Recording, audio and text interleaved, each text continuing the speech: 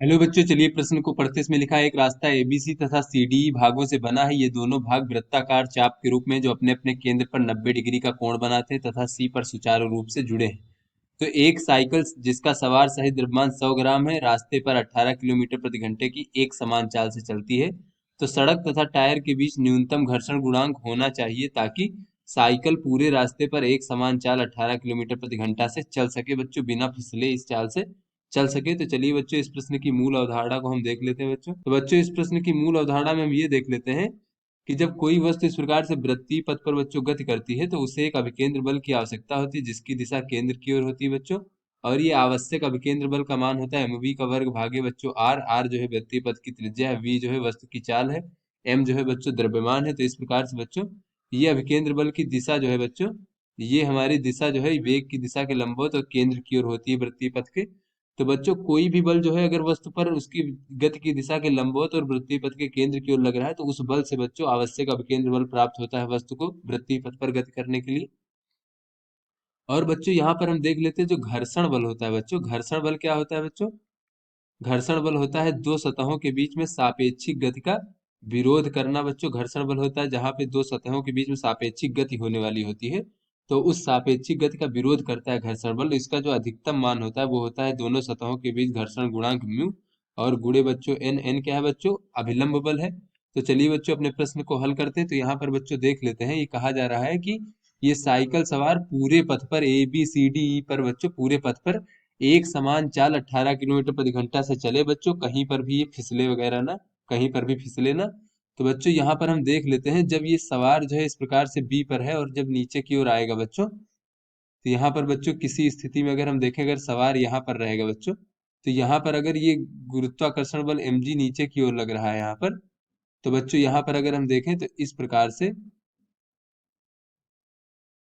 ये कोण बच्चों अगर थीटा है इस प्रकार से, तो बच्चों यहाँ पर ये अभिलंब बल इस प्रकार से लग रहा होगा बच्चों ऊर्ध्वाधर दिशा में।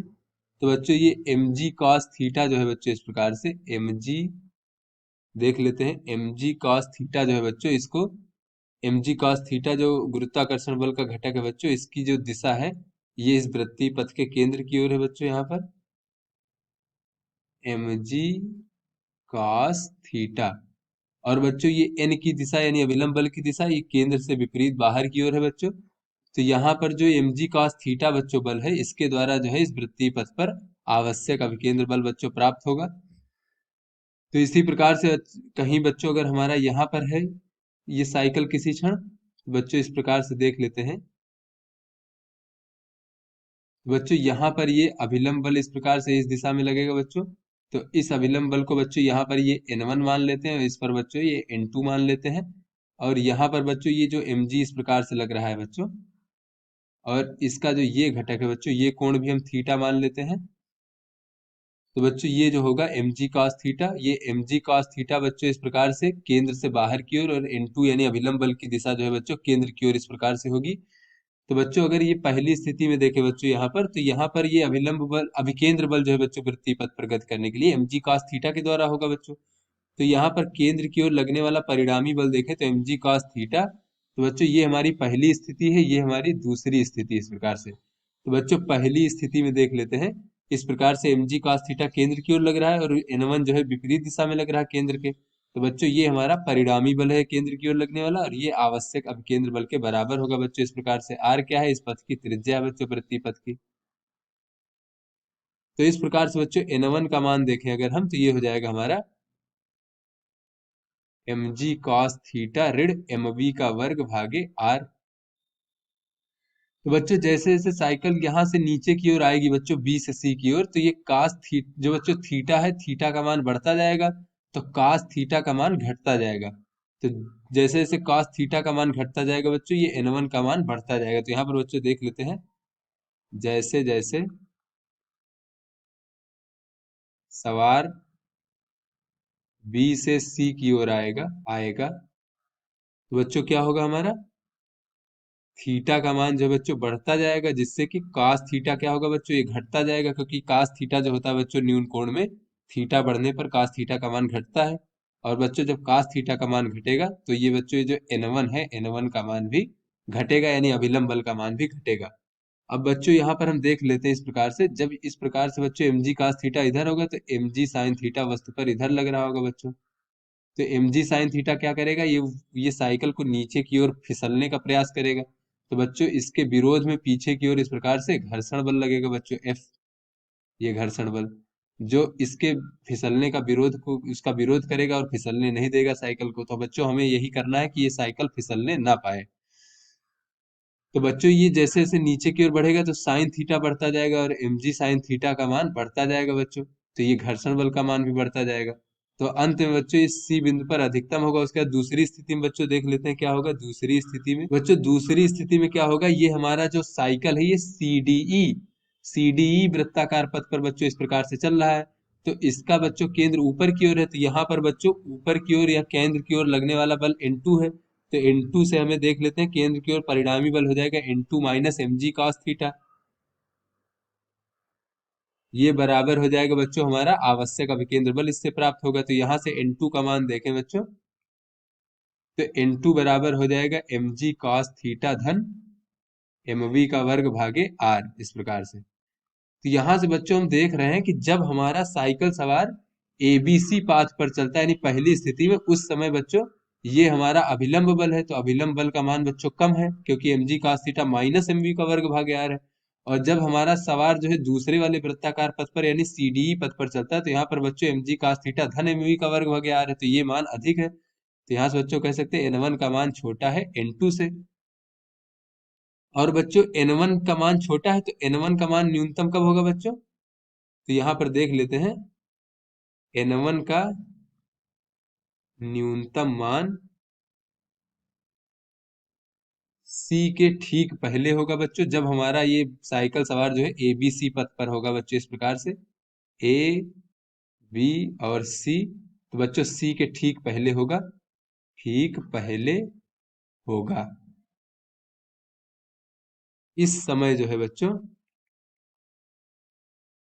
जो mg साइन थीटा है बच्चों का मान अधिकतम होगा बच्चों।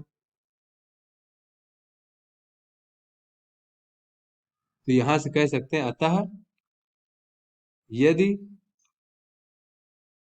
इस समय जो हमारा बच्चों घर्षण बल है, घर्षण बल, वो घर्षण बल क्या है बच्चों, एम जी साइन थीटा का विरोध कर रहा है। तो घर्षण बल जो है एफ वो एम जी साइन थीटा को संतुलित कर ले तो सवार जो है बाकी पूरे पथ पर जो है पूरे पथ पर एक समान चाल से चल सकेगा।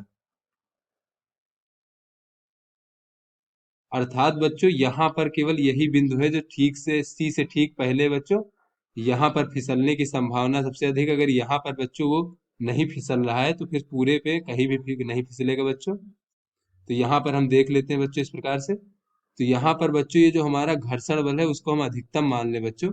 तो अधिकतम घर्षण बल हो जाएगा म्यू और गुणे बच्चों एन, जो N1 है बच्चों इस प्रकार से।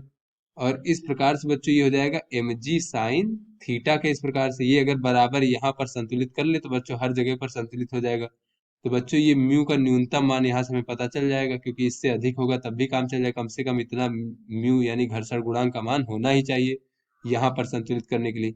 और N1 का मान हो जाएगा एम जी कॉस थीटा और बराबर बच्चों ये हो जाएगा N1 का मान बच्चों यहाँ पर देख लेते हैं। यहाँ पर N1 का मान हो जाएगा, देख लेते एम जी कॉस थीटा ऋण एम वी का वर्ग भागे आर बच्चों। तो बच्चों ये हो जाएगा एम जी कॉस थीटा ऋण एम वी का वर्ग भागे आर इस प्रकार से बराबर बच्चों एम जी साइन थीटा। तो बच्चों ये एम से एम तो कट जाएगा। और बच्चों सी से ठीक पहले थीटा का मान कितना होगा बच्चों देख लेते हैं। यहाँ पर बच्चों सी से ठीक पहले अगर हम देखें तो बच्चों ये पूरा कोण जो है यहाँ पर 90 डिग्री अंतरित करता है, तो ये कोण 45 डिग्री होगा बच्चों। तो ये कोण भी 45 डिग्री होगा।